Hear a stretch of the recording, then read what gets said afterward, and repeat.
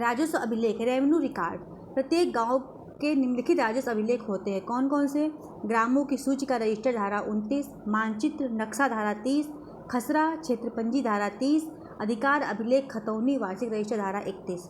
नक्शा मैं कब क्लियर करूँगी। नक्शा धारा 30 में नक्शा एक ऐसा दस्तावेज है जिस पर घाटों की सीमाएं तथा घाटों की संख्या के साथ साथ उनके क्षेत्रफल और अन्य प्रचलित चिन्हों का प्रदर्शन किया था। ये कपड़े में भी होता है, कागज का भी होता है। प्रत्येक गांव का कृषि योग्य भूमि का एक पृथक नक्शा होता है जिसमें गांव की सीमा, सर्वेक्षण संख्याएं तथा अन्य आवश्यक परिचय होंगी। नक्शे में किसी भी संशोधन का आदेश तहसीलदार की आख्या रिपोर्ट पर कलेक्टर द्वारा किया जाता है।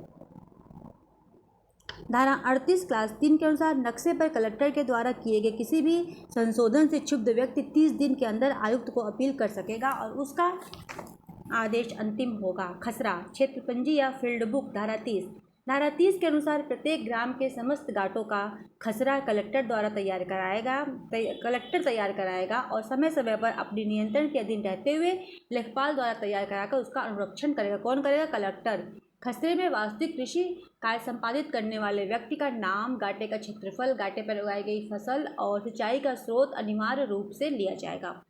प्रत्येक घाटे का एक खसरा होता है। खसरा वर्ष में समांतर 2 बार तैयार किया जाता है। कब कब? खरीफ की फसल 1 जुलाई 30 सितंबर, रबी की फसल 1 अक्टूबर 31 मार्च।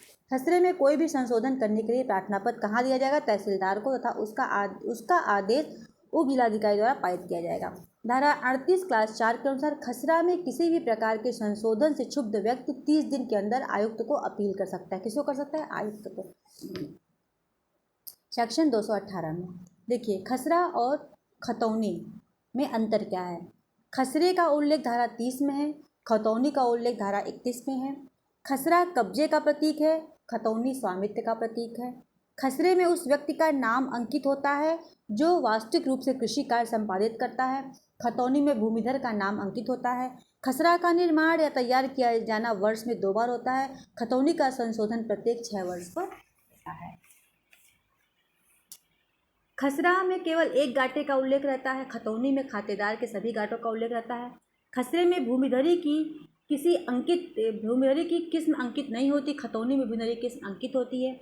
खसरे में जोत का स्रोत और फसली वर्ष अंकित होता है, खतौनी में प्रत्येक जोतदार को प्राप्त जोत का स्रोत और फसली वर्ष एक साथ अन्य विवरण अंकित होते हैं। खसरे में भूराजस्व का उल्लेख नहीं होता, खतौनी में भूराजस्व का उल्लेख होता है।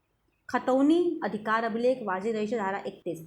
कलेक्टर विहित प्रपत्र में और विहित रीत से प्रत्येक ग्राम के लिए अधिकार अभिलेख रखेगा जिसके निम्नलिखित विवरण होंगे। समस्त खातेदारों के नाम और उसके द्वारा धारी सर्वेक्षण तथा संख्या, घाटा संख्या तथा उनका क्षेत्रफल। ऐसे खातेदारों के हिस्से सहित हितों के प्रकार या विस्तार और उसमें संबंध दायित्व या शर्तें। ऐसे खातेदारों द्वारा देय भूराजस्व का लगान। राज्य सरकार, केंद्र सरकार, ग्राम पंचायत, स्थानीय प्राधिकरण में निहित समस्त भूमियों का विवरण। अन्य विवरण जो विहित किए जाए सह खातेदारों के अंश विहित रीत निर्धारित किए जाएंगे। ये रहा आपका खतौनी धारा 31।